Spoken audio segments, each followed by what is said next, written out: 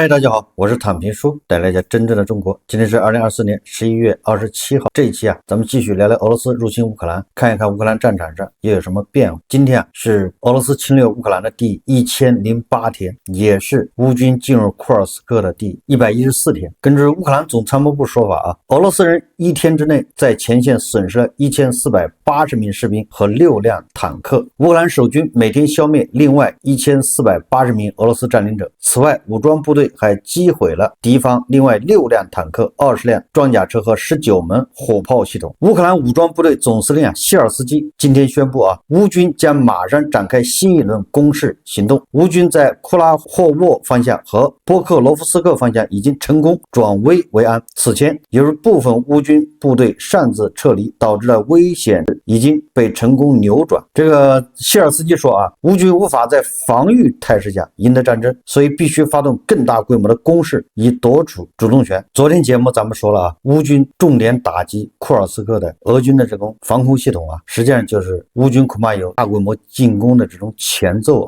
特朗普上台之前呢，就是2025年1月20号之前，乌克兰死守库尔斯克，俄罗斯则踩着战友的尸体坚持推进。这个俄朝联军6万人在库尔斯克面对1万多乌军发起总攻，所以这个库尔斯克战役是俄乌战争的名副其实的绞肉机在库尔斯克的这个战役中乌军展现出了坚强的防守能力。根据媒体报道乌军在库尔斯克地区布置了3道防线，并配备了大量反坦克武器和地雷，有效抵御了俄军的进攻。同时乌军的反击同样展现出了强大的实力。乌军利用北约制导的装备进行反击，尽管俄军有所准备，但乌军的反击仍然给俄军造成了重大损失。前几天普京对乌克兰发射了这个帧数超音速导弹，虽然对这个导弹的来龙去脉，对吧？到底是什么型号，俄罗斯和乌克兰双方还不太一致。这不管它是普京说的中程高超音速导弹也好，还是乌克兰方面说的叫洲际弹道导弹也好，总之克里姆林宫向乌克兰发射携带模拟战斗部的帧数这个导弹没有起到任何有效的震慑作用。首先这个乌克兰军队继续使用陆军战术弹道导弹和风暴翼引导弹攻击俄罗斯境内目标。法国也立即解禁了斯卡普巡航导弹的使用限制。本来美国人好像还是遮遮掩掩，结果26号白宫国家安全委员会战略沟通协调员科比居然大大方方地承认了美国政府解除对乌克兰用陆军战术导弹弹道导弹这个限制，说乌克兰现在可以使用陆军战术导弹进行及时自卫，就像最近对库尔斯克的攻击一样。你看人家大大方方承认。同时11月26号俄罗斯国防部表示，对俄罗斯库尔斯克州遭遇袭击地点的调查结果证实，乌克兰武装部队此前使用了美制陆军战术导弹系统袭击俄罗斯领土。也就是说，乌克兰人早就说了，用了这个陆军战术导弹打击库尔斯克。美国人呢大大方方承认了，是给了陆军战术导弹，也允许乌克兰打击俄罗斯领土。被揍的一方呢，俄罗斯呢，他国防部也承认确实被这个陆军战术导弹给袭击了。你看这个证据链非常完整，板上钉钉。现在就看普京的反应了，对吧？普京前面刚发射这个帧数导弹，结果乌克兰立马还以颜色，以牙还牙。最主要的是这个泽连斯基他说乌克兰安全局和内务部向新闻机构展示了袭击第聂伯罗俄罗斯导弹残骸，目前乌方正与合作伙伴一起对导弹残骸进行详细检查，以确定导弹的所有细节和特征，并共同寻找应对俄罗斯这一升级步骤的办法。也就是说，你用那个导弹打击了乌克兰，人乌克兰把那个残骸拿去研究去了。但是最令普京和俄罗斯人尴尬的事情终于出现了。这个媒体报道的遭到帧数中程超音速导弹袭击的乌克兰的叫南方机械制造厂，现在这个卫星照片出现在网络上。根据这个卫星照片显示南方机械制造厂没有受到什么明显的破坏，也就是屋顶被炸了一个洞。正如俄罗斯总统普京所说的，帧数中程高超音速导弹导致南方机械制造厂完全无法运行，说法相矛盾。斯分析人士在对比了网络照片后确认帧数击中的只是养老院等民用设施。同时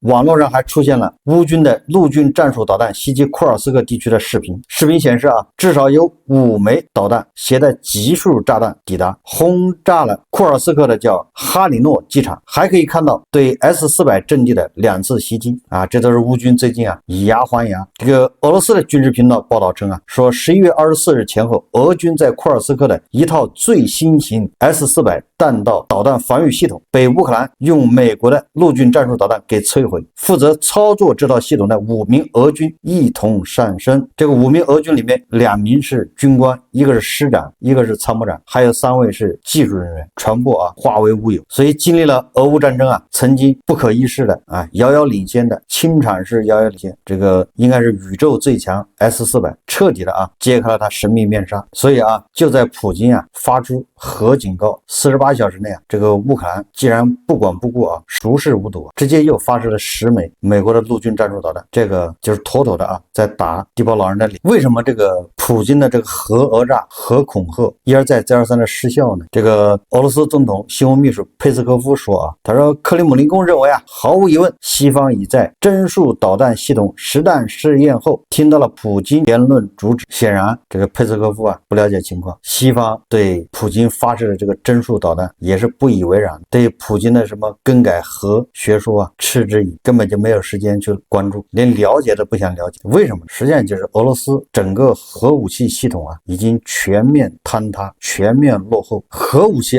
本身不是什么高科技，毕竟80年前就有了。这个核武器最重要的是在控制、精准投放，对吧？绕过对方的封锁，投射的工具要先进，要智能，而这一套投射系统需要非常高密度的、频繁的、高强度的维护。俄罗斯发射那个萨尔马特在井里面自爆，这次这个帧数打击效果可以说是让人大跌眼镜那弹头的几吨重居然不知道打哪去了。也就是说，俄罗斯现在彻底丧失这种维护能力，因为毕竟2022年俄罗斯侵略乌克兰之前，它的这个军费一年只有600亿美，根本就不分的，不够那些军官贪污的。所以它那些导弹那些载具、那些系统都是样子货都是摆在那儿。不过既然乌克兰对库尔斯克、对俄罗斯大打出手，继续用美西方的导弹炸他的机场和指挥所，那地包老人不能不做出反应。遭到乌军的这个打击之后俄罗斯国防部表示正在准备应对行动。乌克兰武装部队空军报告称，俄罗斯军队向乌克兰发射了4枚伊斯坎达尔 M 导弹和创纪录数量的无人机188架，其中76架被击落，95架因电子战在当地损失，5架飞往白俄罗斯。这个俄罗斯人发射的无人机经常去白俄罗斯串门不请自到这个就是普京对乌克兰用这个陆军战术导弹炸俄罗斯机场的一个反击。现在俄罗斯人应该越来越明白，所谓的第2军事强国，所谓的这个核大国，对吧？所谓的大杀器都只是普京的一个噱头，一个都靠不上。所以现在一种不祥的预感笼罩着俄罗斯。按道理那个帧数导弹摧毁哪里，对吧？打到哪里，哪里就夷为平地。我们再看看这个外交以及国际援助。根据这个《世界报》报道考虑到特朗普就任总统后，美国政府对乌政策可能会发生变化，尤其是停止对乌克兰的一切援助。欧洲国家正在考虑向乌克兰派兵问题，包括派遣军队和私人军事承包商。英国和法国2国政府已经重新开始讨论在乌克兰建立军事联盟的问题。英法2国政府再次讨论向乌克兰派兵问题。我记得这个春节以后法国就扬言要向乌克兰派兵，而且这个马克龙说这个与北约无关，他们自己对这个负责。现在向乌克兰派兵恐怕又提上议事日程。这回恐怕不是说一说这个给普京这个接受的时间已经够长的了，这也是心理按摩这也是心理建设。预防针早就打过了，普京应该能接受。塔斯社11月26日报道说，德国、英国、意大利、波兰和法国国防部负责人会议在德国举行。你看这都是不友好国家又凑到一起开会，肯定是密谋对俄罗斯不利这个法国防长勒克尔尼在会后表示，法国打算利用被冻结的俄罗斯资产收益向乌克兰提供防空导弹及其他武器，用俄罗斯人的钱帮助乌克兰来反抗俄罗斯的侵略。近日彭博社援引消息人士话报道，英国在几周前向乌克兰交付了另外数十枚豹之影巡航导弹。据悉，这是英国首相斯塔默上台之后，英国首次向乌克兰交付风暴之影巡航导弹。这一次的风暴之影巡航导弹是经过改装的，据说射程可以达到560公里，这个才是真正的叫攻火浇油会打得更远。另外这个路透社报道说美国讨论向乌转让贾斯姆巡航导弹。这个贾斯姆巡航导弹它的基本型370公里，改进型能打1000公里，也就是圣彼得堡和莫斯科都在这个打击范围之内。如果乌克兰用 F-16 战斗机挂载贾斯姆导弹的话，那么俄罗斯在欧洲部分的领土和重要城市都会在乌军的打击范围内。最主要的是，这个贾斯姆一款隐身巡航导弹，它的战场突破能力和抗干扰能力也是非常强悍。那现在又在放风要给乌克兰提供这种武器，一般的一放风后面迟早是要给的。所以这个俄罗斯人普京还是要重视起来，不要掉以轻心。马上这个莫斯科、圣彼得堡很多大城市恐怕都要遭到轰炸，这是没有办法的事以牙还牙，以血还血。这个俄罗斯人在炸基辅的时候就应该想到，有一天莫斯科也要遭到轰炸。这个正在召开的北约大会说呼吁采取战略方针应对俄罗斯的威胁，并敦促包括通过先进武器、防空系统交付持续加大对乌克兰的支持，以及根据联合国自卫原则承认乌克兰有权打击俄罗斯境内的军事目标。甚至北约还提出要对俄罗斯境内的目标进行预防性打击，瘫痪俄罗斯核攻击系统。面对这个北约的这个说法俄罗斯的这个扎哈罗娃说北约未读完更新后核学说。这个俄罗斯人非常有意思他就天天要求这个美西方要读一读那个普京更改后的核学说。然后这个北约他们在讨论要对俄罗斯境内这个核设施先行打击。结果这个扎哈罗娃说那是因为他们没有读普京的这个新的核学说。你说这叫什么事？那玩意有什么好读的？人家都打击你核设施了，还要读那玩意干啥呢？说明人家已经做好准备。这俄罗斯人就催促美西方赶紧读。德国国防部宣布他们将在今年年底之前向乌克兰移交另一批防空系统。欧盟计划从冻结的俄罗斯资产中划拨10亿欧元，用于加强乌克兰国防。欧盟司法专员迪迪埃·雷恩德斯在全体会议上表示这些资金将直接支持乌克兰在本国领土上发展军工业。这个南华早报报道说，引述消息人士报道，乌克兰国防部库梅罗夫正前往韩国请求武器供应。乌克兰特别希望从首尔获得防空导弹和火炮。当地专家认为，韩国将采取观望态度，同时监视俄罗斯与朝鲜的军事合作及特朗普的行动。韩国总统曾宣布，如果朝鲜军队在乌克兰开战，韩国有可能向乌克兰武装部队提供武器。但是这个美国人就是五角大楼副新闻秘书叫辛格表示他说目前没有迹象表明朝鲜军队大部队驻扎到乌克兰，他们驻扎在库尔斯克地区附近，但目前没有进入乌克兰境内。朝鲜部队现在到底有没有直接跟乌军交火，对吧？到底在这个库尔斯克战役中起到一个什么作用，现在也没有一个明确说法。乌军到现在好像也没有抓到俘虏，网上有俘虏的那个视频也不知道真假。总之朝鲜向俄罗斯派兵这个似乎也没那么重要了，已经不当回事了。俄罗斯加朝鲜也不是美西方的对手，对吧？朝鲜自身的国力、生产的军事能力，在俄罗斯产生1+1小于2的这个效果。它不是1+1等于2，它是1+1小于2，因为朝鲜人还要吃很多的粮食这个爱沙尼亚国防部长叫佩夫库尔对媒体说如果你想帮助他们获胜，就必须多走一步。乌克兰需要资金投入本国军事工业，而不是外国军队，所以以发动对俄罗斯的战争也就是说爱沙尼亚国防部长认为你给乌克兰多给点钱，让他们自己国内的军工企业来生产武器，实际上就是还是希望乌克兰打持久战嘛。我们再看看这个俄罗斯国内，这个针对美国现在有很多议员提议，由于他们没有履行布达佩斯这个协定，也就是在布达佩斯上面，这个美国、英国俄罗斯他们承诺乌克兰只要放弃核武，他们就保护乌克兰。那现在显然美西方都食言了，违背了承诺。所以鉴于此有很多议员就建议核武还有那个什么巡航导弹轰炸机都还给这个乌克兰在美国已经有人这么呼吁那针对这个情况俄罗斯的这个口炮界的天花板俄安全会议副主席梅德韦杰夫说向基辅转让核武器等同于对俄攻击。击。梅德韦杰夫在电报频道上评论西方在持续讨论向乌克兰转让核武器可能性时写道，根据核威慑国家基本政策第19条，实际转让这种武器可等同于对我国实施攻击行动。他补充道后果显而易见。梅德韦杰夫甚至指出那些认真讨论向乌克兰转让核武器的人，包括美国总统拜登的精神状态令人怀疑。我记得普京说过，对吧？用北约的武器攻击俄罗斯本土，那就视同北约下场跟俄罗斯交战。结果今天这个梅德韦杰夫也说这个视同对俄罗斯的攻击行为。那北约下场都已经啥事都没有，啥后果呢？没看到梅德韦杰夫说后果显而易见。我想他这个后果就是普京再一次修改他的核学说再一次把红线往后挪一挪，就是让你踩不着。哈萨克斯坦外交部26日发布消息称，5国领导人将参加在阿斯塔纳举行的集体权条约组织峰会，就是吉安组织在哈萨克斯坦首都阿斯塔纳要开会。不过这次会那简直是勉勉强强凑一桌麻将。消息称，哈萨克斯坦总统托卡耶夫、俄罗斯总统普京、白俄罗斯总统卢卡申科、吉尔吉斯斯坦总统扎帕罗夫和塔吉斯斯坦总统拉赫蒙将出席峰会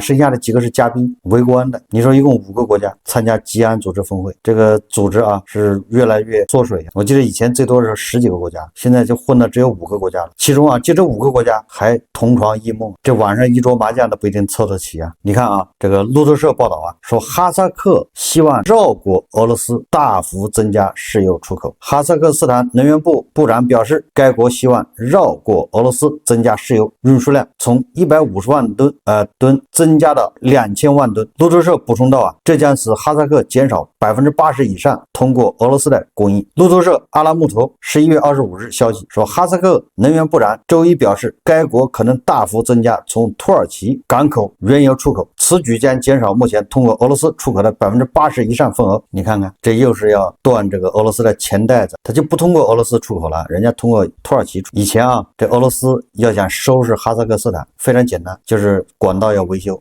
马上就把它停掉，一停掉，这哈萨克斯坦原油的就出不了口他就没钱。停到什么时候呢？停到这个哈萨克斯坦老实了，认错，他管道就修好了。现在人家趁着俄罗斯侵略乌克兰，陷在这个战争泥潭里，哈萨克斯坦现在要绕到土耳其出口了，免得受这个俄罗斯威胁要挟。这土耳其呢，这个埃尔多安那更不是吃素的。这个土耳其的能源部长说土耳其想购买俄罗斯天然气无法付款，希望美国取消部分制裁。说土耳其正在与美国谈判取消对俄罗斯的部分制裁，他的目标是继续向俄罗斯天然气工业银行支付进口俄罗斯天然气的费用。说这些制裁影响到土耳其，我们无法付款，如果无法付款，我们就无法购买商品。俄罗斯是土耳其最大的天然气供应国，去年提供了土耳其42%的天然气进口。实际上是俄罗斯借到土耳其输送天然气卖到欧洲，因为它通过北溪走不了了，通过乌克兰走不了，没有办法，只有通过土耳其。土耳其到欧洲这个天然气管道，人家中亚的天然气，对吧？什么阿塞拜疆都通过土耳其运到欧洲。实际上是土耳其不想帮这个俄罗斯卖气，但是也不愿意直接跟俄罗斯撕破脸，所以他就把这个球